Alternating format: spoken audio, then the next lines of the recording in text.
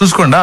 నా శరీరము తిని నా రక్తము త్రాగువాడే నిత్య జీవము గలవాడు, అంత్యదినమున నేను వాణ్ణి లేపుతున్నా. అద్దుగో, ఇది చేసేవాడిని లేపుతాను అన్నాడంటే చెయ్యనోడు.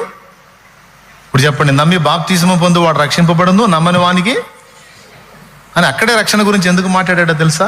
రక్షణ పొందినవాడు తప్పనిసరిగా ఇది చేస్తాడని ఆయనకు తెలుసు.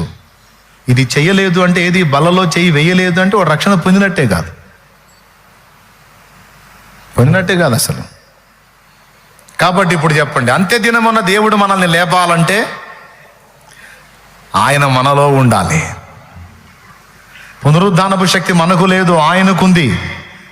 మనం ఆయనను స్వీకరించుట ద్వారా ఆ పునరుద్ధాన శక్తి మనలో కూడా పనిచేస్తుంది.